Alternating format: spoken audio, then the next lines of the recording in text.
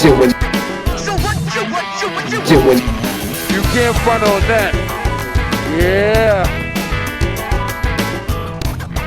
Welcome to the Pod Called HQ's exclusive podcast featuring people in the comic book industry who are making an impact with what they created. It's time for What You Doing in Comics? For episode 2, I spoke with Paul Iza, a comic creator and founder of Acorn Comics Publishing, which can be found at acorncomics.com.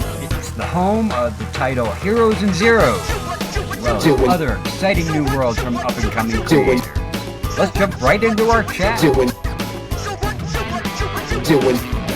can't front on that. Yeah. You know, like I say, I started writing. I've talked about this on a few other podcasts already. My writing is kind of my midlife crisis. Okay. I kind of realized I don't do anything just for me anymore. And when I was young, I loved writing. I kind of gave it up because life happened and it wasn't a practical thing that I could make time for. Right. I said, you know what? I really want to, and I've been surrounded by all these just legendary, phenomenal comic creators. Right. And it inspired me. I was like, you know what? I want to try my hand at this. I want to see if I can write a story from beginning to end in comic form, as comic script. And, you know, I went out and I listened to people. I learned what I could learn and started doing it. But then the fact of the matter is, one of the best lessons I got from established writers is this is a visual medium. We all know that. The artist, if you find an artist who is a visual storyteller, who's accomplished at that, more so, and doesn't mean that people aren't great technical artists as well, but Right. the storytelling aspect in comics to me is more important than technical expertise, and they're going to make your book so much better than what you wrote down. And if I had gone and said, oh wow, there's this great new thing and I can just tell it what I want each panel to be and do that, it would have been crap, absolute crap. And not because the script was crap, not because what my vision was crap, but because there were things that I just wouldn't have ever thought of. Well, that you may not visualize that someone with Right. artistic background,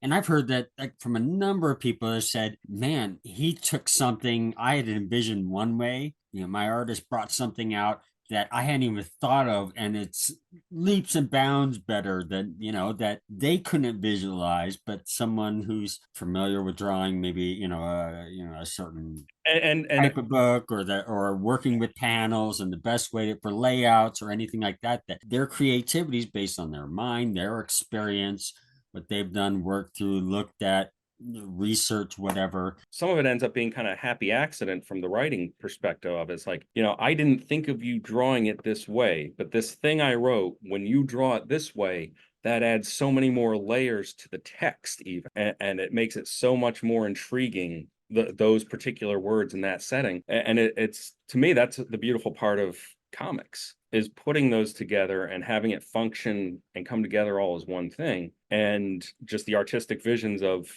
what do you have, 3, 4, 5 different people on any given book. Sure. And, hey, there's folks out there who are talented enough to do it all. I'm not one of them. It's a small group. It really It is. It really Yeah. is. Like, I don't for a second want to sound like I'm putting down someone like, Daniel Warren Johnson for the stuff he's doing with No, well, yeah, Kari Andrews is doing the new Spider-Man Reign 2. He's writing, he's illustrating. He's not doing color or letters, but he is illustrating and writing. Yeah, I mean, that definitely takes time. But like you were saying about the artist kind of coming in and give you something, have you found, were there instances or times where you got artwork back and you had to make alteration to your script? Yeah. Oh, yeah. Absolutely. And so again, we're talking about Acorn Comics, and that is basically me. It's Right. It's the imprint that I created for my creator-owned projects, and I'm trying to grow it. I'm trying to grow it organically. Sure. And part of the reason for that is, look, I'm not going to ask people to do work for free. I'm not going to ask people to do work for royalties down the line. Artists need to eat. Artists need to pay their bills. So if I'm asking you to do the art, I'm going to pay you. And that's one of the reasons it's going as slowly as it is with some of these. So I've got several scripts that I'm not going to be able to create for a couple of years just because I got to get the money coming in before I can do it. You're a startup. There's that initial, Right. groundwork you have to lay. I don't want to get out over my skis, and that's Right. that to me is one of the biggest things I'm trying to avoid is, oh, hey, here we are. Look, we got 5 books coming out and suddenly nobody's getting paid and nothing's coming out like it's supposed to. And And so that's why until I know I can afford to pay everybody what they should be paid, it's Right. me, it's the collaborators on my books. And that's so back to your question, which is, did I get art back and change the script? That's happened several times. So Casey, who's my co-creator on Heroes and Zeros, and boy, am I glad he took a shot working with me, some guy he met through Twitter who has never written a comic before, but it's like, yeah, why not? It sounds cool. And many of the pages in the book, but a lot of them, he came back and was like, hey, you had this as 4 panels.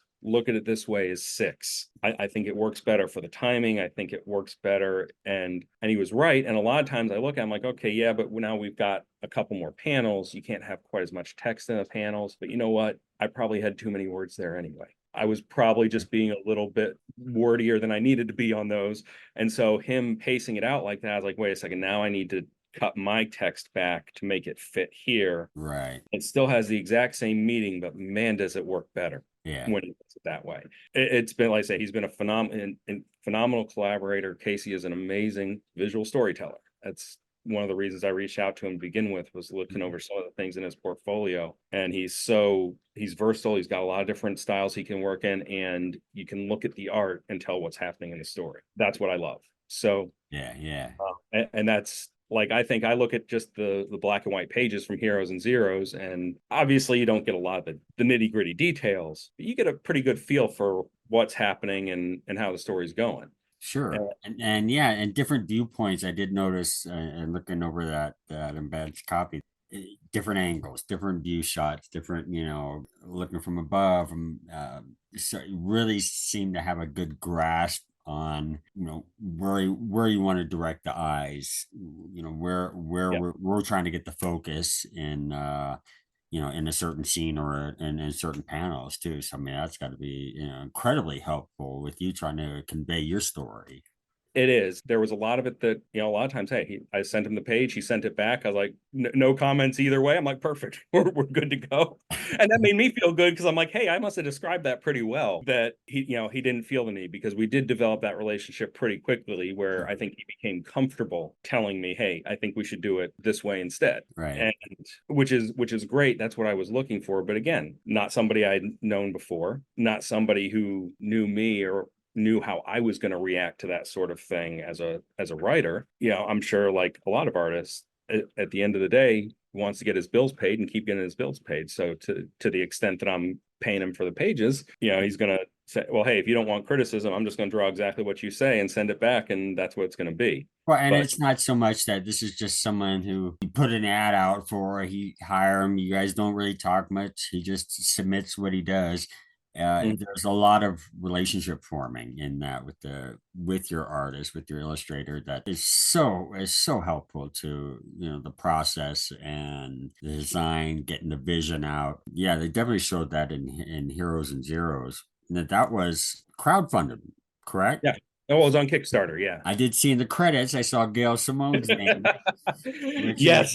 definitely nice to have. I mean, anyone would love to have a name like hers attached to it. But that's where, and look, I am fully aware of how fortunate I am starting this out in the space that I'm starting it out, because I definitely have some built-in advantages here. One of them is, I kind of go back to what I told you before. My wife's been in conventions for decades, and now I've been in pretty much since I met her, and some of her best friends, now some of my best friends are. And Sure. so when I was doing this, I'm thinking, okay, nobody knows who the hell I am. So how do I, other than being completely obnoxious on social media, which I was, Well, do you get ambitious. well, no, but that's it's what you do. It's, you got to just be out Right. there constantly to break through the algorithms and get as many eyes on it as possible. But Right.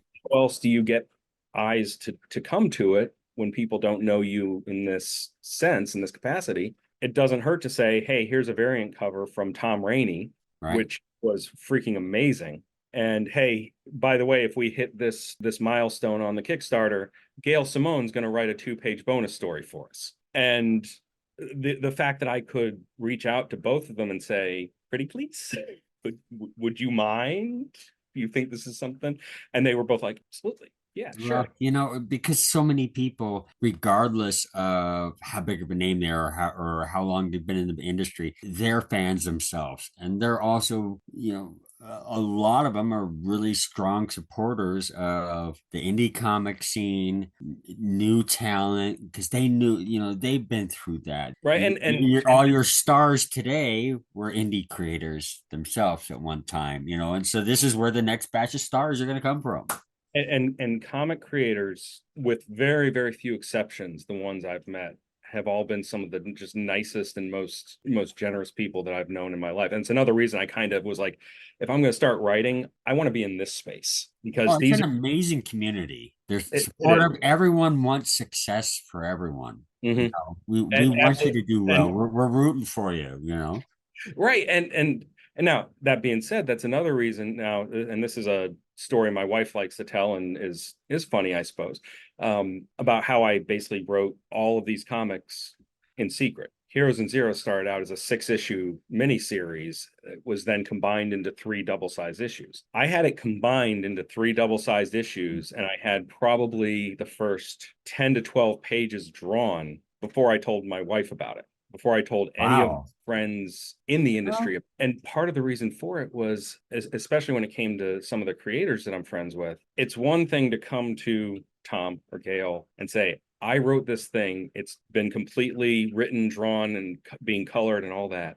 right. Could you do a small thing to help me out with the Kickstarter campaign? I feel like it would have been a very different vibe if I had gone up to someone and said, hey, you famous artist who's won multiple awards, you want to draw a 48-page comic for me? Because at that point, it would have felt more like I was trying to push my way in. I was trying to do it without earning it. I was thinking more about how it would feel with my friends, because one of the things I didn't want to do is seem like I was trying to take advantage of their big names to push my way in. Most of them would probably tell me that's a stupid thing to say, and they wouldn't, and that if they couldn't do it, they wouldn't do it. But that's just how I was feeling at the time. Sure. So that's why I approached it the way I did and said, hey, I want to do this with someone who's, not that kind of a name. I want to reach out and kind of do it, create it the way everybody else has. I kind of want to, earn my spot in the space. And if I get to that point and somebody who has a bigger name says, hey, I'd love to work with you on something, okay. Like I'm great with that. But I did the announcement for the next book, which is the Olympian, and that's hopefully coming out early 2025. And I've started doing the concept work and sort of some of the early promotional stuff with D Fish. Now, D is somebody I've known for a long time, and she's certainly established herself in her space. She's got a long running web comic. She had another long running web comic in the early 2000s and has drawn a bunch of comics, some creator owned. She's the regular artist on the web comic Giant Girl Adventures. She's done a lot. She's been in this space for years and is also a great visual storyteller and very versatile in her styles. But she did one of the other variant covers. She did the Scooby-Doo homage variant, Oh, okay. Okay. which I thought came out just phenomenal. And then designed the logo for Acorn Comics Oh, and okay. and did a few other things as far as helping me with layouts and things like that. So, it was kind of the first time I'd had that kind of a working relationship with her. And that's what led you to And work and, with her. and I started You talking guys to her. Hey, collaborate on. I've got this new book. Take a look at it. If you're interested, let's talk. And she read through it and was just really loved the story that we were telling, and Nice. kind of jumped right in on it with Okay. initial designs and things like that. And Yeah. yeah, so it's also been great. And same thing, she's also going to be someone who tells me, I view the panels as kind of a suggestion, and if she thinks that there's going to be something else that works better, she's going to do it. And if I don't agree for some reason, we can discuss it. And I think we have enough rapport that there's not going to be any tension back and forth if we're saying, hey, I like it, but what if we do it this way? Would that Sure. be better? Well, yeah, and also giving them the freedom to express themselves artistically and what they can do. Right. Allows whomever your illustrator is to really have fun with that canvas. Exactly. And that's one of the reasons, to me, and this is just sort of a no-brainer to me, but I know not all creators view it this way. I wrote the scripts. I did, you know, the general ideas for these books are things that I came up with.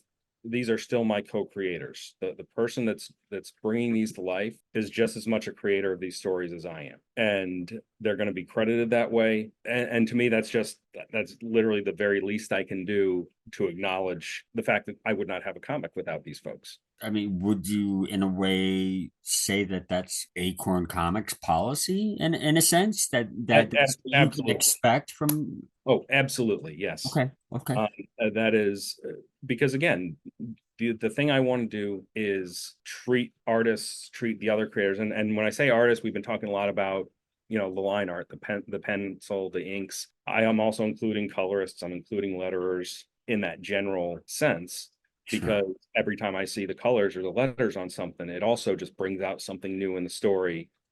Oh, And, sure. and they're phenomenal artists in their own right that Oh, don't often. definitely. I've had some that I've seen some colorists that if it weren't for them, I wouldn't have felt the tone or the gravity of a situation or the intensity that their work and their color choices and, how they presented, just added to that experience and that ambiance that was trying to be captured overall. Right. And so I want to treat them as the professionals that they are.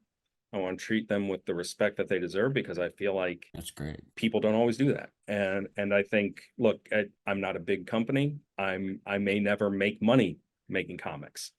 I hope I'll at least break even at some point. But I'm doing these because these are the stories I want to tell, and this is how I want to tell them, and it's something that makes me happy, and I'm doing it for myself. Yeah, it's a passion for you, and it's And it's something that you obviously love, and you're investing the time and the money and everything to and make these and things happen. and when these artists work with me, I feel like that's, they're doing something incredible for me, and I want to make sure that they come away from the experience saying, Acorn Comics, Paul, is a phenomenal place to create your comic, and I've had nothing but good experiences doing this. That's my goal. Whether that's realistic, who knows? 10 years down the line, I know, relationships are weird and things happen sometimes, but hopefully I'll be that exception where everyone's like, yeah, if you get a chance to work on one of these comics, go do it, because, they'll treat you right. They'll respect your Sure, schedule. You're a person first, not a pencil monkey. And that's it. People are people.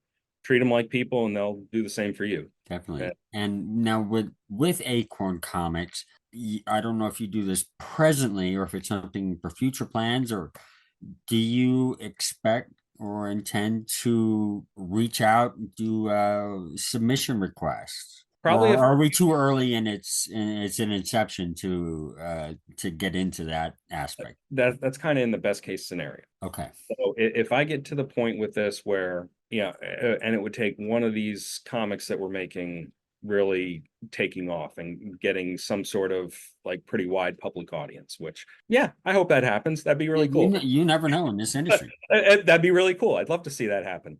And if that happens and we get to a point where, we have that capacity to say, if you want to bring in your own creator, own project and work with us to put it out in the world, Right. I'd love to do that. That Okay. is best case scenario several years out in the future.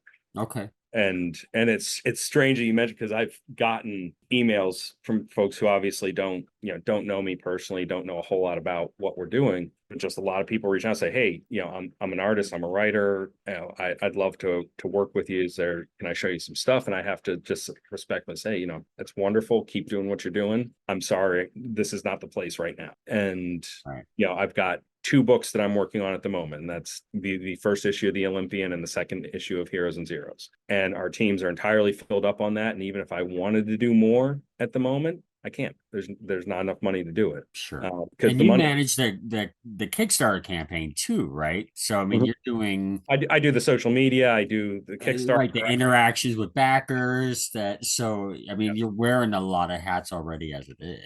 and that's exactly it. And if like right now, the money for making these up front comes from my day job, Sure. and if things are slower in my day job than usual, there's less money, and I got to make sure I pay all my bills too.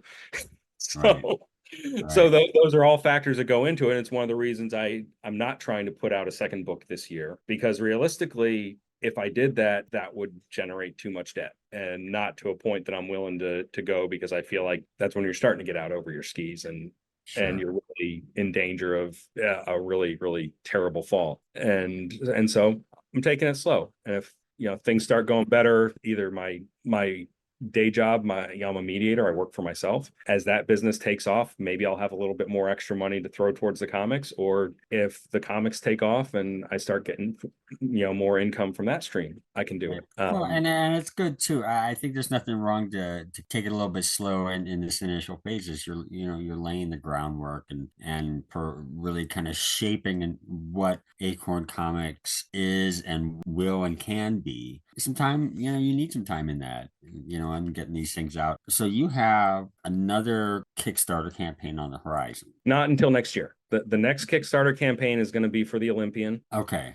And that's Okay, going to I thought you were trying to release it in the beginning of 2025, so maybe it was running end of this year to. No, not unless things really pick up as far as the pace that D and I are able to go with it. Okay. I mean, the script is written. The Okay. script actually for the first 2 books of the Olympian are complete. The rest plotted out and in progress. And is that going to be a similar size to, like, as far as page count as Heroes and Zeros?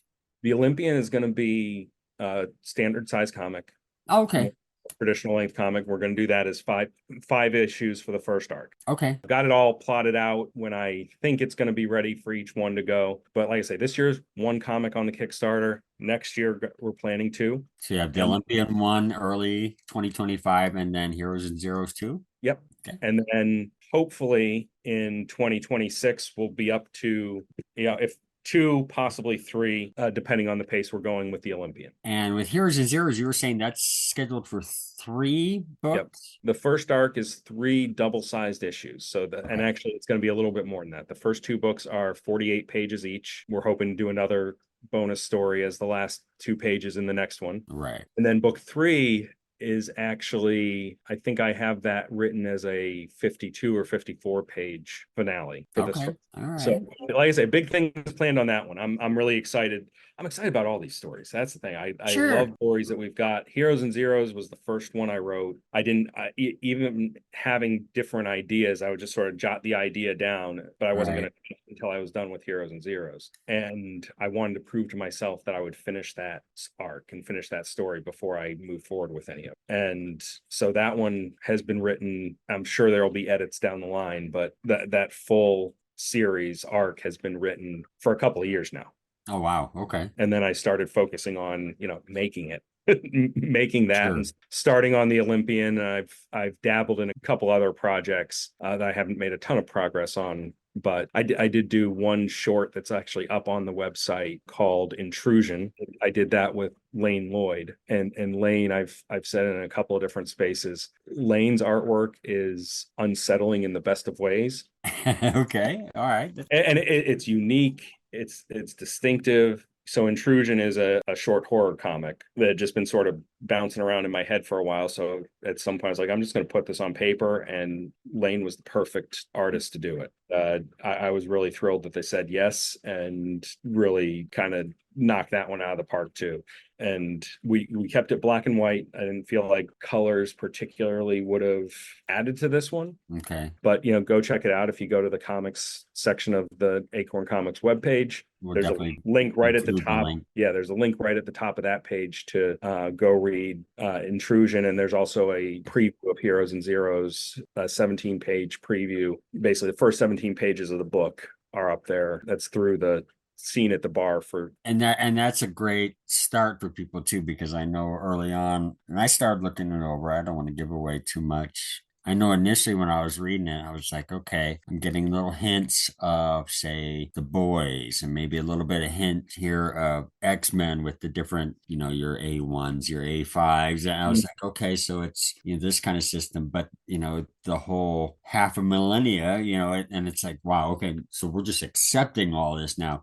That's really, it's a really interesting premise and take on superheroes that just as part of the world, just accepted it, and not so much what you might consider with oh, we're superheroes, so we have to be in hiding, protect our identity. I think people will really get that in the initial preview that you have available. And that's honestly you kind of hit on some of the where that idea originally came from. As I started thinking about, in the X-Men, the premise is that powers come from just natural human evolution. Right. And so my thought is, what happens if that's true and humanity continues to evolve in that way? That means more and more people get these powers, and happens to the people who don't, because society is going to change in certain ways Yeah. as that happens. So where does that leave the people who don't have powers? And when I started thinking about it that way, I immediately know that the protagonists of the story had to be the Zeros, the ones that don't have powers. Right. And then that leads to the question of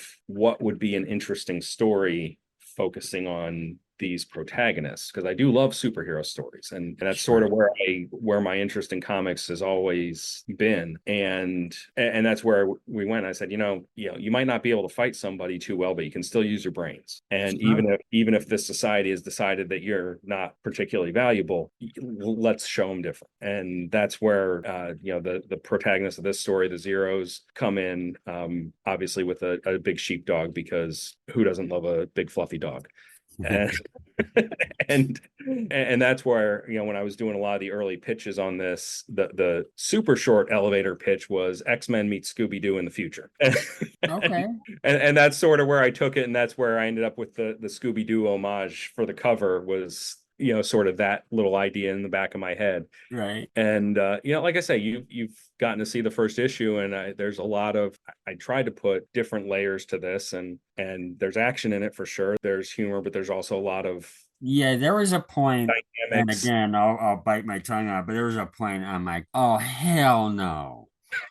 When I'm pretty sure I know which one you're talking about. making a little call, but Uh-huh. you know, Yep. and I was just like, oh, are you kidding? and that was, I was really happy with that one and how that came out. And you start seeing, because again, we're focused mostly in the story. I don't think this is too much of a spoiler. We'll focus mostly on, the characters we meet in this first issue, Right. and the evolution of Allison and Isaac and Cassandra through the entire arc. I think you're going to see a lot of dynamics between them, and a lot of growth in one way or another from all three, as their different personalities and their differing sets of ideals sort of clash with this adventure and this drama that they're getting thrust into. What they're doing, why they have to do it, the purpose behind it, and the real motivation, I guess. That really came through with them. Yeah, no, it's it was a fun ride to kind of watch that, and yeah, you did see the Zeros kind of showing how, in a world like this, that you can be a hero without being super powered. And, right. Even helping, even though maybe the ones that we're helping didn't necessarily help us. Yeah. Are you doing what's right because it's right? Are you doing what's right for your own personal gain? What are the motivations? And that's something that I'm trying to explore with it as well. And the different personalities do come out in that too. That right. And look, Cassandra is she's the street smart, she's the protector of the group, and that's kind of how she views herself. She views herself as kind of the one who's got to watch out for her friends. Isaac's sort of the adventure junkie. He kind of accepts his lot in life, but he's going to just kind of go and seek the excitement, because what else has he got going on? And Allison chilling on the couch. Yeah, and Allison's our plucky idealist, the one who says, what, this system is BS, and I'm going to show the world. I'm going to show everybody that you don't need abilities to really make an impact. Right. And as you see in those first few pages, it's going to be an uphill battle for her. Do you consider a first issue or first book? I've used both words. Okay. Yeah, I didn't want to call it wrong. I mean, get to that many pages. It's it's dependent on you, obviously. Right. I mean, I guess I consider it an issue because the way I'm thinking of this is the first arc of this. Combined, the three books combined are going to be the first arc. It's a complete story in itself, and that itself would make book one. There's also room to go further with with it should, if I decide to go and write more stories with it, if there's the interest in it to go further with it, it Sure. closes off the story, but also leaves some avenues open to pursue down the line. Yeah, set little one shots for characters exploring their backstory a little bit, or adventures on the side. Or the world in general, how it got from where we are today to where they end up. Sure. And there's like, I do have some ideas for what a next arc might be.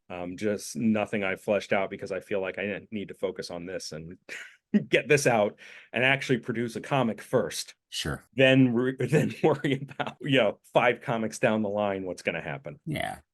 Well, no, it sounds like you've got a lot going on, but you're managing it well with your plans for more Heroes and Zeros, for the Olympian, for more crowdfunding, and the future for Acorn Comics. And it's been great learning a lot about what you want to bring to the industry and to showcase in Acorn Comics. I'm excited to watch more of it as it comes out, and we'll definitely have people on the lookout for future campaigns. Direct people to the website. You got to check out the free preview. Are there ways that people can pick up who may have missed the campaign? Do you have like backer kits set up? Do you have anything? I don't have backer kit set up, probably Okay. because I wasn't aware of backer kit in that sense. Sure. But for anybody who missed the campaign, who still would like a copy of the book, go to the website, sign up for the newsletter. That's going to be The Mighty Oak, right? What's that? The Mighty Oak newsletter. Mighty Oak, yes. Okay, I thought so. I kind of remember that name seen in there's a lot of inside family jokes with the naming of the company and all this. Oh, I'm sure. But it's Acorn Comics and the Mighty Oak, and that's the newsletter. It comes out once a month. There's nothing better Yeah, than Acorn Comics. that's right. And then but you can also follow Acorn Comics on social media, on Facebook, on Threads, on Instagram. I'm still on Twitter, but I'm trying to be less on Twitter these days. Everyone's, but I'm still there. We'll plug all the places that you currently are, because it is. It's like, what is he on Blue Sky or Blue Ski? I'm also on Blue Sky, and I'm also on Kara. Yeah, I'm on that as well. Kara, Blue Sky, Blue Ski. I don't know how to name. I think with Kara, it's the new GIF or GIF question. GIF, by the way, is the proper answer. I don't care what. I don't care. Yeah, that's the proper answer. But it's always been a GIF. Never been GIF. It's not peanut butter. GIF is peanut butter, right? And with a J. Yes. But yeah, definitely with people moving. I mean, yeah. Right. So, but wherever you are on social media. Yeah, and that's all. That's all on the website too. And all on the website, all in the newsletter. You can find all the links. And please, if anybody wants to learn more, come sign up for the newsletter. We will be opening a web store once all the Kickstarter pledges are fulfilled. And I'm going to be putting a digital copy of Heroes and Zeros up, and whatever remaining physical copies we have from the Kickstarter print run. If anybody is interested in getting a copy of that Gail Simone bonus story, that will only be available in the Kickstarter editions. So any kind of reprinting is not going to correct. Yeah, we got to have some incentive to back the Kickstarter instead of waiting until somebody else has footed the bill. So you want to not just a variant, not just a different. Want to get cover. that bonus story, and so there will be extras of the Kickstarter edition that you can buy physical copies of, and there could probably still be some of the extras that we had, like the prints and the stickers and the magnets that went out through the Kickstarter. All of that will be up on the web store, and if I do end up doing any conventions, formally sitting at a convention, I'll obviously have that stuff with me there. No plans to at this point because I have no books out, so I'm not gonna go sit. And take care of your backers first. Right, exactly. Yeah, the backers come first, and that's again something I'm hoping to continue through all my Kickstarter campaigns. Is with limited exceptions, press copies for preview copies for certain things. The backers are going to be the first ones to see it. It's awesome. And once they have it, other people obviously are going to be able to come in and get it. But once that's up, it'll come out through social media. There's definitely incentive to back the campaign. Right, always back the That's where the Kickstarter. good stuff is, man. That's where Always back the the crowdfunding campaigns. That's what's making these things happen in the first place. So awesome. I love it. Hey, Paul, dude, it's been great talking to you. Everyone, go out and check Acorn Comics. Paul, thanks for taking the time, giving us the insides of what you got going on and what you're contributing to the comic book industry. We really appreciate it. well, thank you. I appreciate you having me. It's been great talking to you. And Definitely. Anytime, man. You always have a platform with us. everybody, go read more comics. Yes. Listen, good advice. I want to give a very special thanks to Paul Iza for taking the time to speak with me and Podcult HQ and sharing what he's doing in comics. For more about the indie publisher, their titles, Heroes and Zeros, and the Olympian, ways to follow on social media, and to sign up for the Mighty Oak newsletter, be sure to visit acorncomics.com. Based off an early look, Paul has something pretty special with his label. This is a publisher you're going to want to have on your radar. Thanks for listening, and watch for our next episode featuring Blue Delaquanti. You can't front on that. Yeah.